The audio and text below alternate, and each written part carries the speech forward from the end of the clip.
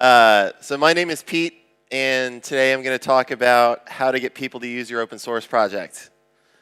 To get started, just a little bit about me. The reason I'm giving this talk is because I was one of the original members of the React.js team at Facebook. Wasn't the original author, but was kind of number 2 or 3 engineer working on that. And as part of that, did a lot of the writing of the documentation, did a lot of the early advocacy, and kind of trying to figure out how to convince people that like yet another JavaScript framework was a good idea, which was a pretty hard thing to do back in 2013 when we open sourced this. And so what I'm going to do is just kind of share some of the tricks that we learned and some of the ideas that we had when we did it, kind of more through a marketing lens than anything else. Since leaving Facebook 3 years ago, I started a company called Smite. We do trust and safety as a service for marketplaces, social apps, SaaS applications, those types of things.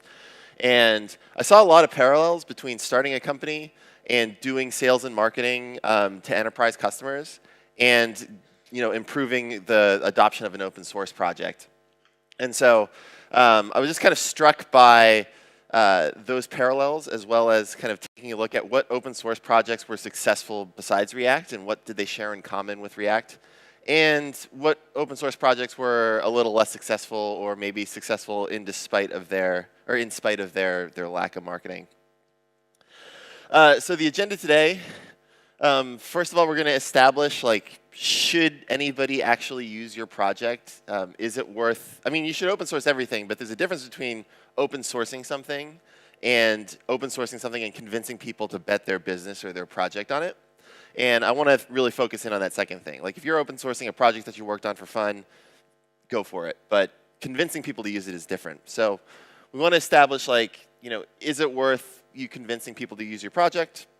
The second thing we're going to talk about is kind of growth 101. How do we think about growth? How do we think about growing our user base? And then the third thing we're going to talk about is the funnel. So first, why should anyone use your project? And should anybody use it? So the thing with open source is it becomes a dependency. Whenever you take a dependency, that's a pretty big deal if you're shipping a product. And so when I think about convincing somebody to use an open source project, the first thing I think about is, are we going to be able to grow a community that's large enough to support it organically? Like you can't always rely on that core team to do everything. And so I like to think of it as, do at least 1,000 engineers need this project. If you have at least 1,000 engineers worldwide that end up needing this thing, you can probably build a community that's large enough to support people with Stack Overflow questions and documentation and integrations and things like that. The next question that you should ask yourself is, has this thing been in production for at least a year? This is kind of just a rule of thumb, but if it's lasted a year, number one, it's probably not going to churn as much as a project that you just released 3 months ago. And you think it's cool, but maybe 3 months from now the requirements are going to change and you're going to be in trouble. Also, by being in production for a year, you can be reasonably sure that for the use cases that you've tried, it's relatively bug-free, or it's good enough to put in production anyway. So there's kind of a design element to it. Like, was this thing designed well, and do those requirements change often? And then the second thing is, is the actual implementation solid? And finally, I like to think of, why did we actually build something new? And this was an important thing when we were advocating for React a couple of years ago. Like, you have to justify building something new and convincing people to switch to it. And if you didn't have a good reason for building something new, it's hard to make the argument that people should switch to it. And so there's kind of 3 main reasons why you would need to build something new in open source. Because there's a lot of open source software now. The first one is your team uniquely good at this? So if you've got a team of PhDs in some field and they're building the next deep learning toolkit, then maybe that alone is good enough to open source. So I would say that TensorFlow probably falls under this category. Google's probably got the best people in the world, or close to the best people in the world working on this. So simply by virtue of those people building that software and open sourcing it, it's worth using, or at least worth taking a look at. The second thing, or second reason why you would build something new would be having some sort of market insight. So did something change recently to make people want this project?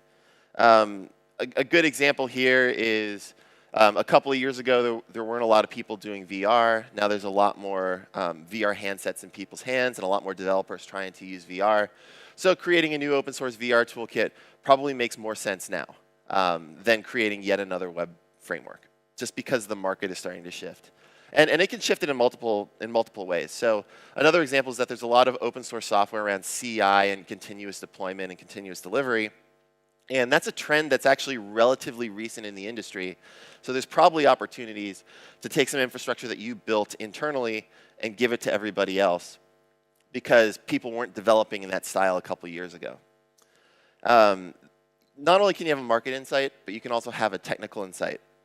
So a market insight is kind of like something about the users changed, or the desire for the software changed, and now you're filling that need. The tech insight's coming from the other side. So there's something about a dependency that you're taking, or something about the underlying technology that's changed that makes this project interesting. So faster computers are always a great example of this. The move to the cloud is another great example of this. Now that we have kind of elastic computing capacity for a bunch of different things, what sorts of new databases can we deliver for those platforms? And sometimes it's unclear which one's a market insight or a technical insight. But again, normally the market insight is the users want this software and they didn't want it before. And the technical insight is we couldn't build this before in this way, and now we can. And the way I look at it is you need at least one of these to justify convincing people to use your open source project. So I'm going to walk through kind of 2 or 3 examples throughout this talk. I'm going to pick on React a little bit, Webpack, and Kafka. And so I'm going to kind of walk through these 3 projects in that framework. For React, was the team uniquely good? I was on the team. I know the team. I have a lot of respect for that team. Maybe it was good, or maybe that team was exceptionally good, or maybe they were just exposed to the problems that Facebook had that gave them a tech insight. I would say that there wasn't really much of a market insight for React, because component libraries had already existed. There were plenty of data binding frameworks and a million different ways to build an open source, or to build a front-end JavaScript application. So I think with React, there was really a big tech insight. So the way that I see it going down was some of the members of the team had this really interesting idea for developing kind of a pure UI or an immediate mode UI, where you can take a function, give it some data, and it outputs the view representation. And it wasn't feasible to do that until JavaScript VMs got fast enough that you could actually justify creating a virtual DOM tree, diffing it, and then updating the browser. So for those in the audience that haven't used React before, there are some design decisions that React makes that in some cases can be substantially slower than alternative ways of doing things. And it wasn't until JavaScript VMs got sufficiently fast that we were able to make that trade-off in the real world and have it be successful.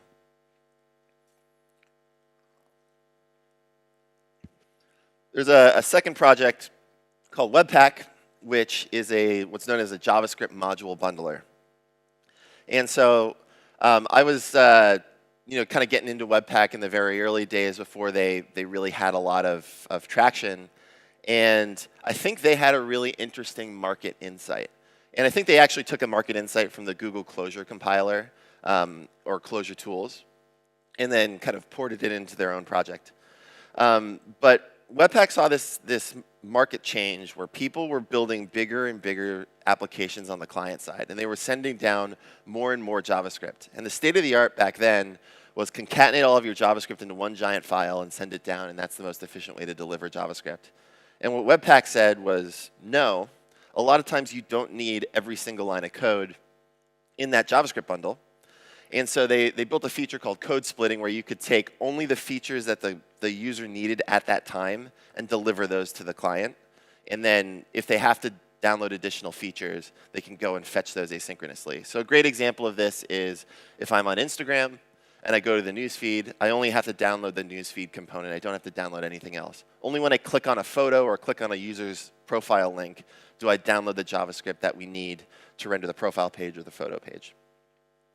There was also a tech insight for Webpack 2. So you couldn't build something like this unless there was widespread adoption of modularized JavaScript. So in order to figure out where to split that code, you need some notion of a module boundary. And it wasn't until maybe 2011 or 2012 that people really started to use JavaScript modules in some capacity. So for Webpack to work, we needed a market change, which was a lot more JavaScript being delivered to the client, and we also needed a technical change as well, which is a lot of dependencies and a lot of projects using modules. The third example of an open source project in this framework is Kafka. You might make the argument that Kafka was a uniquely good team as well. Distributed systems experts inside of LinkedIn built this thing and had it in production for 6 years before open sourcing it, I believe. And they had a really great market insight, which was when it was open sourced years ago, the market was really moving towards real-time processing. So we went from static applications or applications that had kind of TurboLink style page transitions to push notifications, real-time updates in the browser or on your mobile application, and analytics that were up to the minute, up to date. And so real-time data processing was becoming a big deal, and Kafka realized that it was going to be a big deal and positioned itself accordingly. It's making sense so far? All right, cool. We got some nods. That's great.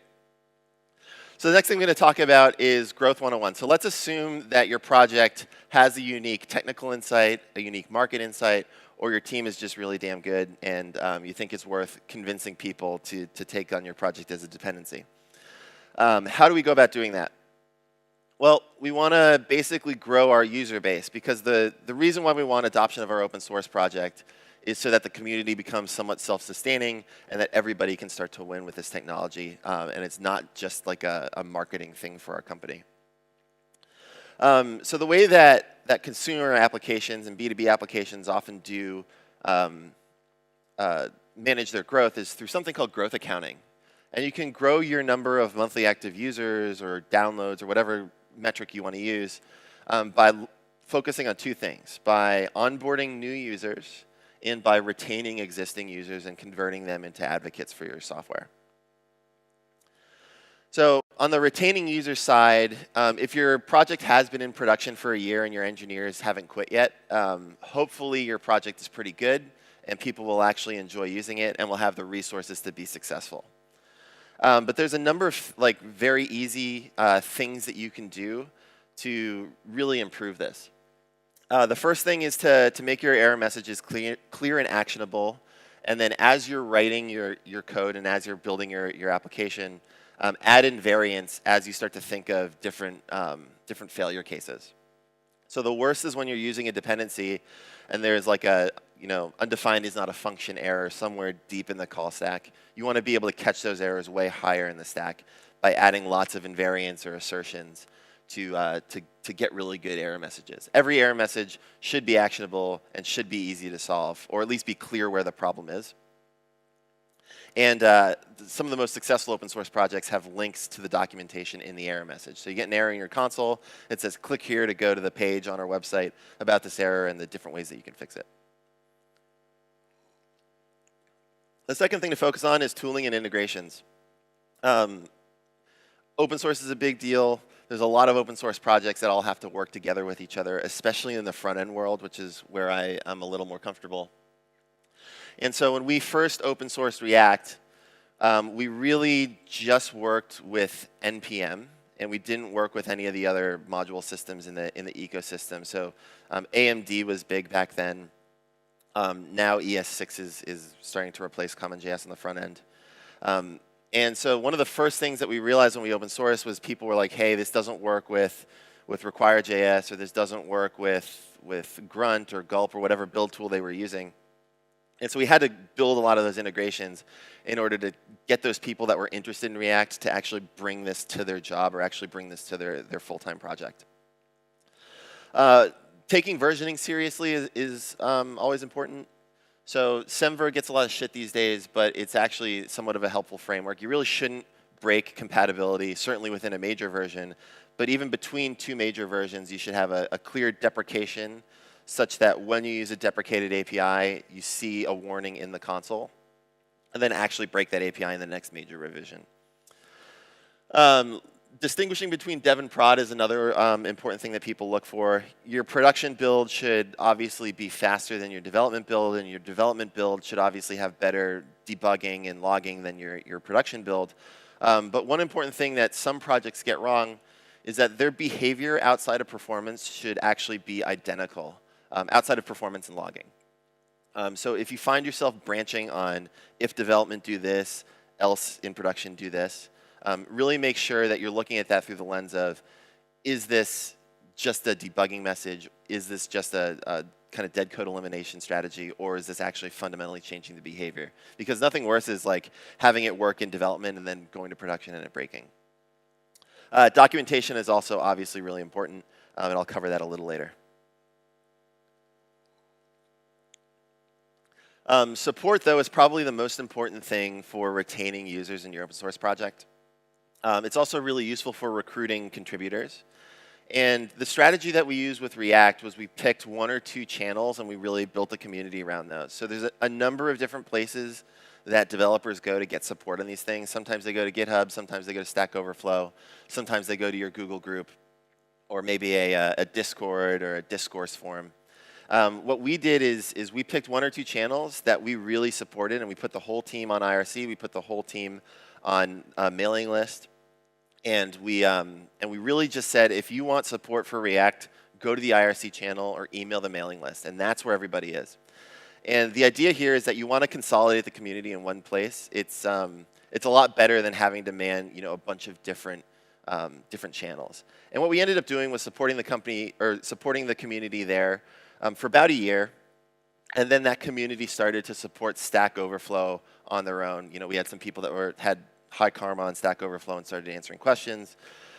We started to build out wikis. We started to build out more blog posts. But by really starting small in 1 or 2 places and keeping the community dense, you're going to have a much better time. So we've talked about retaining users. Now let's talk about acquiring new ones. And this is really a marketing question.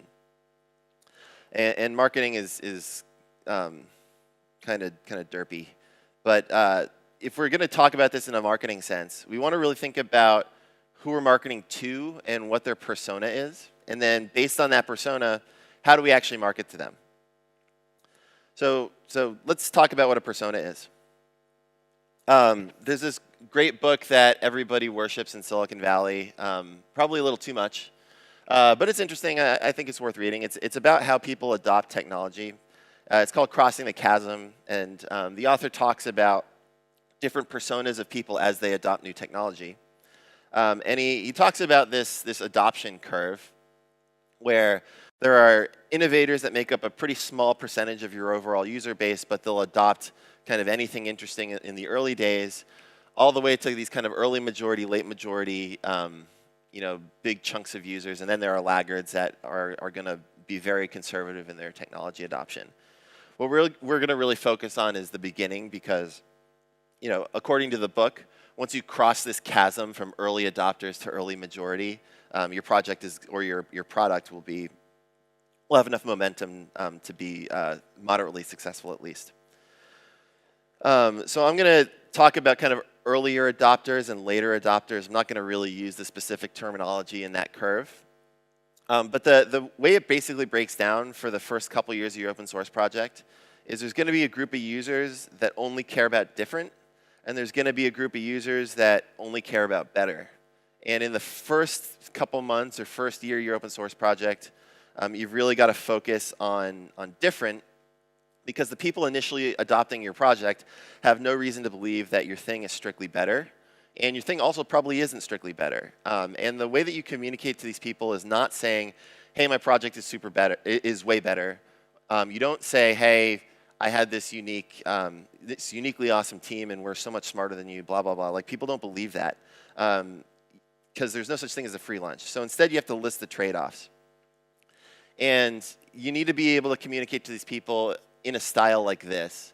So our project is like something that you already understand, but we traded off some positive characteristic of the existing thing for some positive characteristic of our thing. And the reason we made that decision is because we put this in production, and this is a little bit about our use case.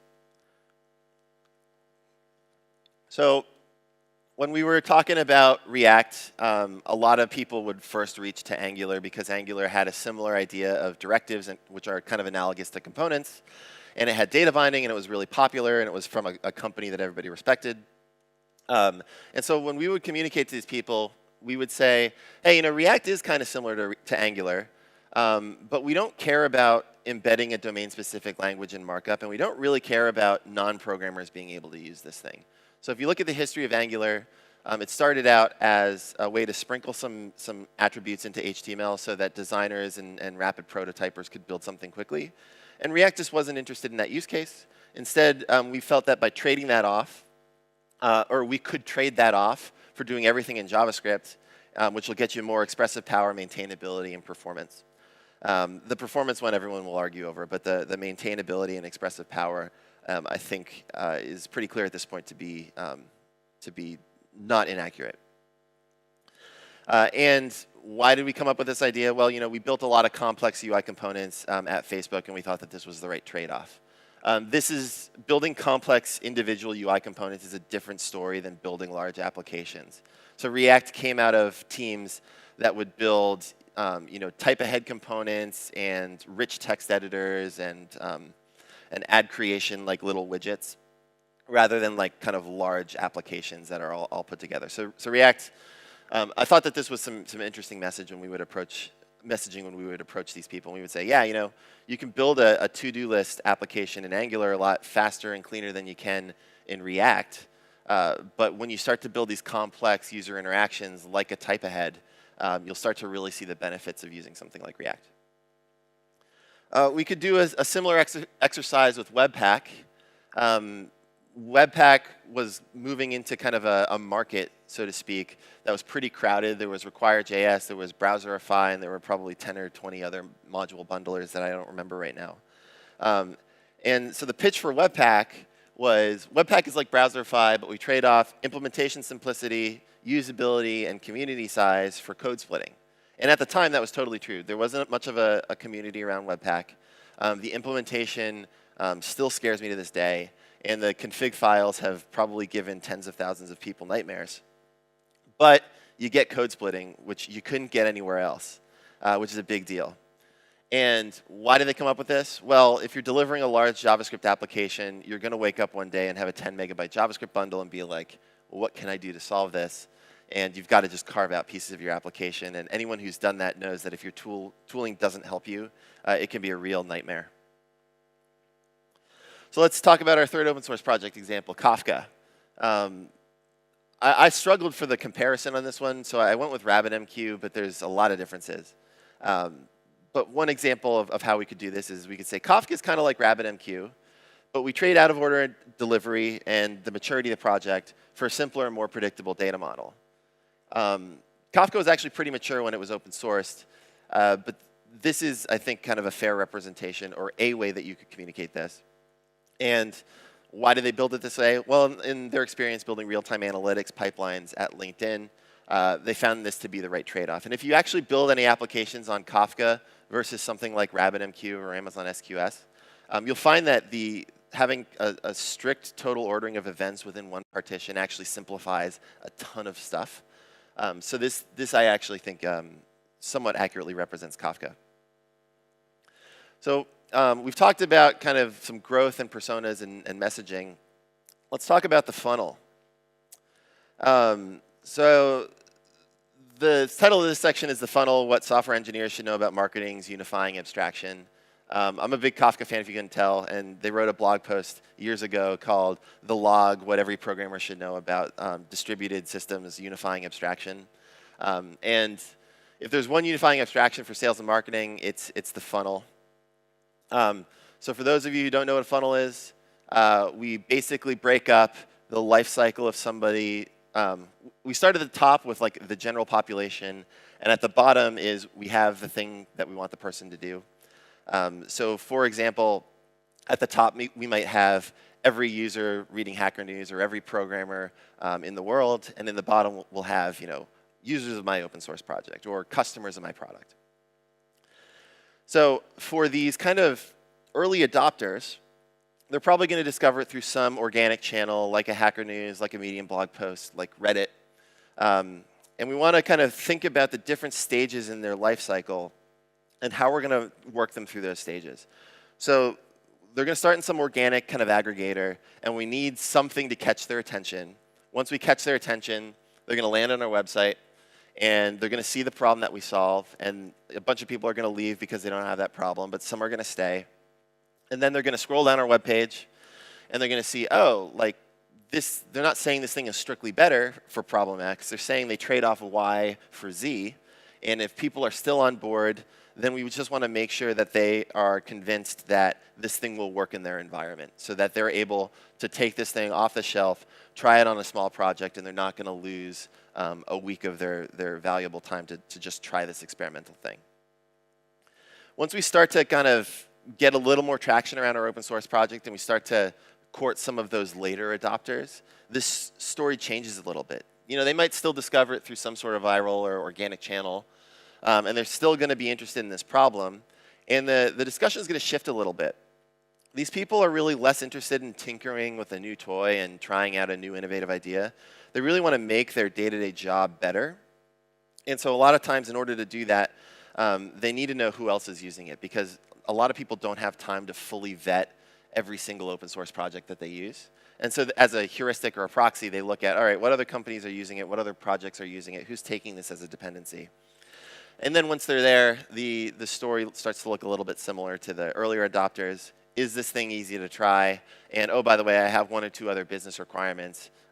Is this going to fit those requirements? So for React, for example, once they get to the bottom, some people would churn out because they would say, oh, I need to support IE6, so I can't use this thing.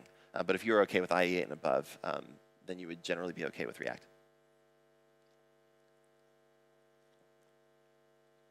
So how do you make this actionable? First thing you need to do is identify the personas. And you need to know a little bit about who the audience for your open source project is, so what messaging will resonate with them. And you also need to understand what stage of life is your project. You want to organize your website and your documentation according to the funnel. I think these are actually two separate things. There's a class of person that will just go on the website and scroll down and see what you present. And then if you're like me, you go on the website, ignore the homepage, and just click on the documentation immediately. So I think you need to structure not only your landing page, but also your technical documentation in the same way. Your technical documentation is just as much about marketing as it is about helping the customer. Because the best marketing actually does help them solve their problem. Again, you know, if we did that analysis early on and we said, hey, this project is actually worth open sourcing, then convincing the right people to use your project should make their life better. And if you can do it in a concise way, they're going to thank you for it. And so once your website and docs are organized, you need to make sure that messaging at each stage of that funnel resonates with the persona. So everybody wants to know, what does it do? The early adopters want to know, why is it different and what are the trade-offs? And the later adopters want to know, why is this better? Who else is using it? Those types of things. So I think that one of the reasons why I put Kafka in this presentation is I think if you go to their website, they do a really good job of catching you.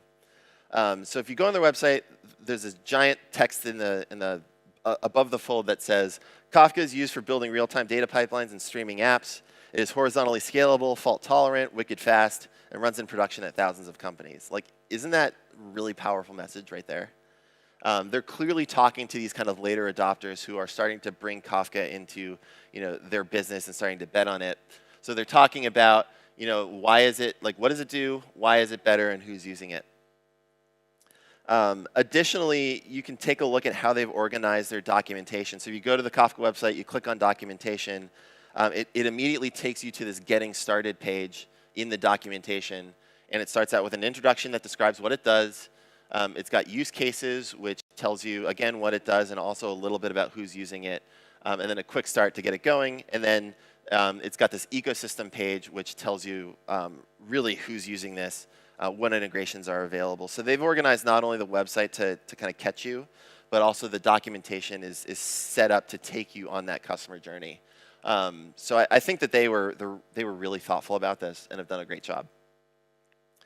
I think that Webpack does a really poor job of this.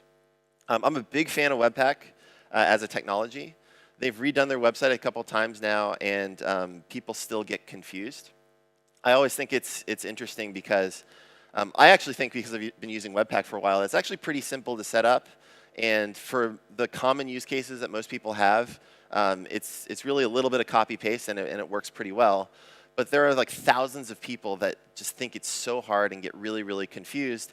And I think that, yeah, maybe the config files could be a little simpler, but I don't think the website or the documentation does you any favors when you say, hey, I want to come in and do this particular thing. It doesn't really help you out. So if you go to their website, at the top of the page it says bundle your scripts, images, styles, and assets. And then you scroll down a little bit, and then it says step 1, write your code, and it uses some dialect of JavaScript that a lot of people might not understand. Step 2, bundle with Webpack, run some magic command, and then it says step 3, that it's that simple. Like, this doesn't tell me anything. I have no idea what this thing does. I know that it's might be similar to Browserify, but I have no framework for evaluating whether I should use this thing or not. So if I were to take a stab at writing a little bit of better copy for Webpack, I would say something like this. I would say, Webpack is used for bundling large JavaScript apps for production. It integrates with a lot of your tools, supports advanced optimizations like code splitting, and is in production at thousands of companies. If they put that one line front and center, that tells you a lot more about what the project does, who's using it, the current state of it, what it integrates with, and what it's all about and what it trades off, more than what there currently is on there. And again, I went to the Webpack website. I just clicked on the documentation link, first thing I did, and we're talking about entry, output, loaders, plugins. This is really overwhelming if you don't really use Webpack and you don't really know what's going on. So if you're experienced, maybe this is helpful. But if you're just trying to get work done and you're kind of evaluating whether Webpack is right for you, this doesn't help you at all. So I've been trashing on Webpack a lot, but I cropped out some stuff from the last screenshot. So here's the last screenshot. But then if you kind of look at the left-hand margin in the top, you see that at the top they're talking about sponsoring Webpack, and you can buy a sticker or something, and then you can see a bunch of sponsored ads down the side. And then a couple days ago they announced that they're actually funded at $400,000 a year. What I'm trying to say here is that they actually are thoughtful about how they're organizing the website to some extent. They've done a really great job fundraising, and it would be amazing if all open source projects could get that kind of funding. And they've done a great job of optimizing for that. But I still think that there's a lot of stuff that they could do to kind of drive that organic growth rather than just drive the revenue.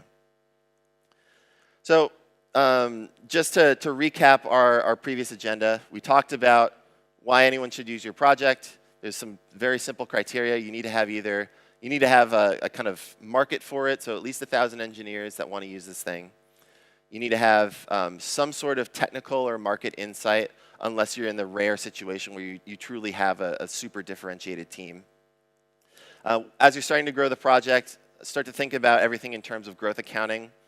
So we need to focus separately on recruiting new users and retaining existing users. If you can only pick one, I would definitely suggest retaining existing users. You get a couple of really passionate users, and they can go and recruit a bunch of people for you. And finally, as you're starting to develop your website and documentation and messaging, think about the funnel, think about the personas of people using your software, and really speak to them directly and concisely. Thanks again for coming in and spending your time with me. That's all I got.